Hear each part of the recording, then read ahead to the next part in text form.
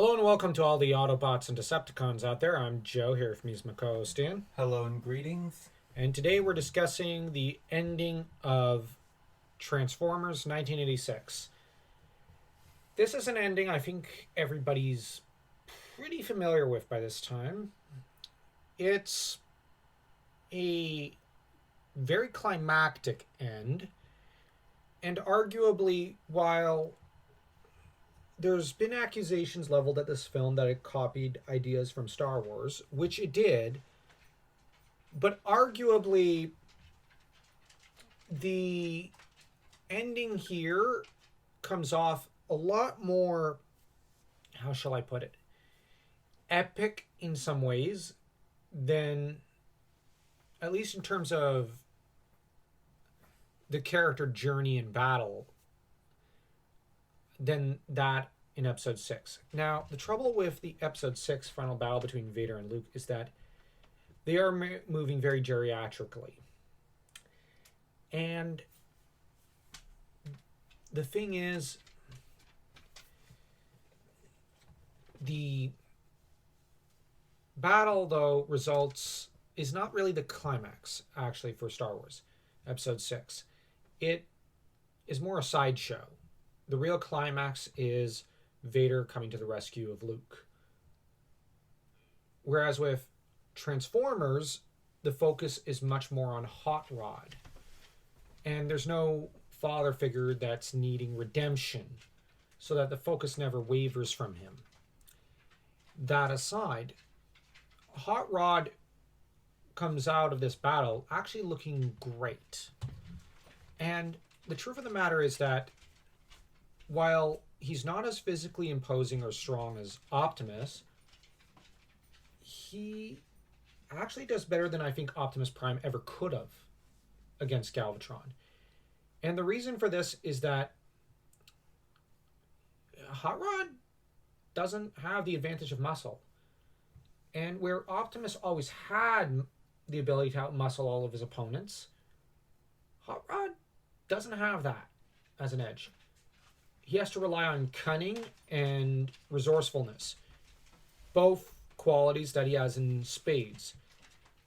And the other factor with Hot Rod is that he comes out really snarky and really cool in this fight. And the fight starts with Galvatron initially trying for a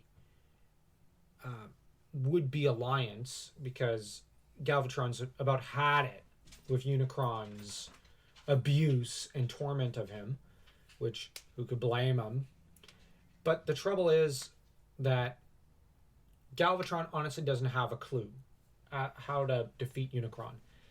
And honestly, Galvatron is not cleverer than Unicron, who sees through him and because he's inside him.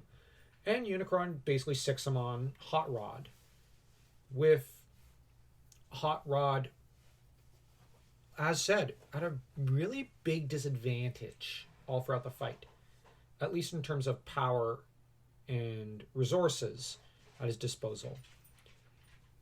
Hot Rod combines everything from his car form to his blasters to even, I think, at one point, punching Galvatron. He resorts to everything. And Galvatron, in turn, relies on blasting at him and whatnot.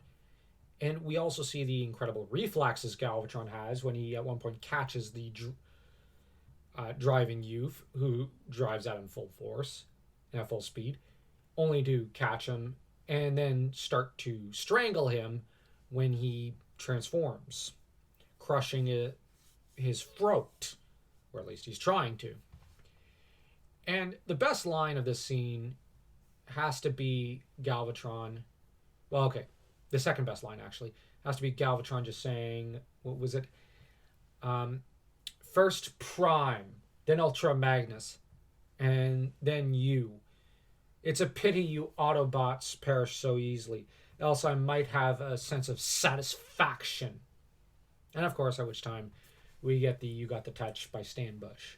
As Hot Rod reaches up for his only means of fighting Galvatron. And honestly, the best scene of this movie is Hot Rod grabbing the Matrix, kicking Galvatron away, and it's starting to shine. Because I just love how I just love the animation and effects here. Even the sound. I know they take the lightsaber sound, but here it is really triumphant. And I love how you have Galvatron's instinctive reaction. What? No! He's like, wait, what? No! Realizing how screwed he is. And I love how on Hot Rod's end, we've got the ultimate moment of kind of coming of age and, like the hero's journey reaching its climax. Just with, like you have Optimus. Everyone knows the line, "Arise, Rodimus Prime." Optimus. Then he goes from kneeling, and in a way one could say thematically, this is a bit of a knighting ceremony. When he's kneeling, he's Hot Rod. But when he rises, he's Rodimus Prime. And I think that was done purposely by the animators and director, as they did plan every scene in this film in perfect detail. And at least that's from what I remember of the commentary. And of course, Hot Rod, or rather Rodimus, proceeds to eject Galvatron from within Unicron, which is a pretty awesome scene. And on Rodimus's end, I know it's not these zippy one-liners, which I'm not keen on one-liners, but I do like how the line, light our darkest hour, is said by Rodimus, so that the prayer was always meant for him, in a way. How he says, now light our darkest hour.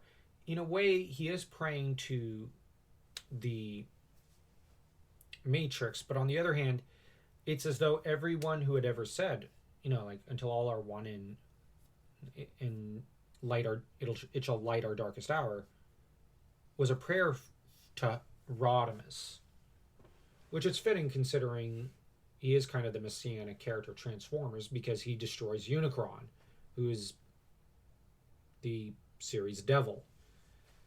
And that's not me reading too much into it. That is the actual lore and film that does this. Exactly. It doesn't take much to figure that one out. Yeah. And arguably everything that came after the movie was meant to subvert Rodimus. At least in regards to portraying him as a buffoon. So that's where I'd argue best not to recognize it. Or, best not to even watch that garbage, I would argue. But I'm biased because I like Rodimus. And I also like Optimus. But I think Optimus has a slated role.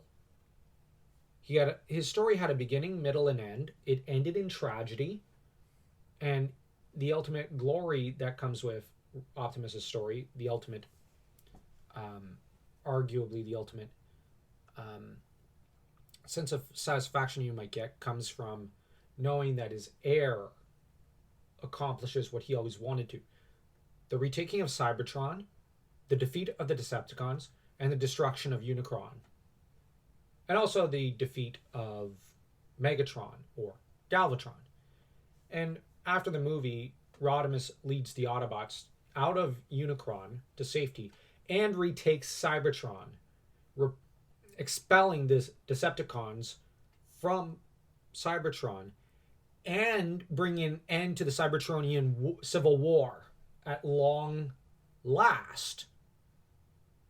So I don't know what you can say about anything that comes after this ending other than call it a subversion.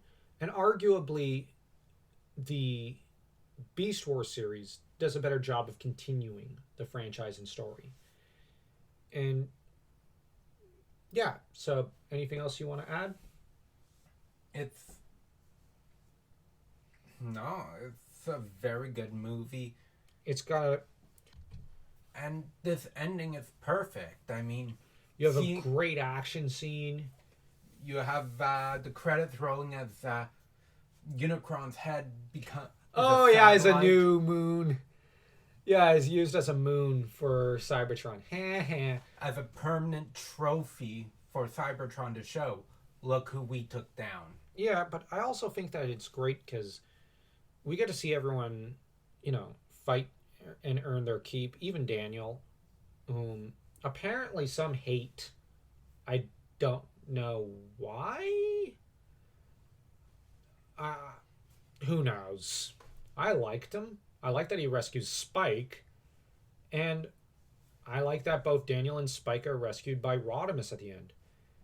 And honestly, growing up, I always thought Rodimus was the coolest thing ever.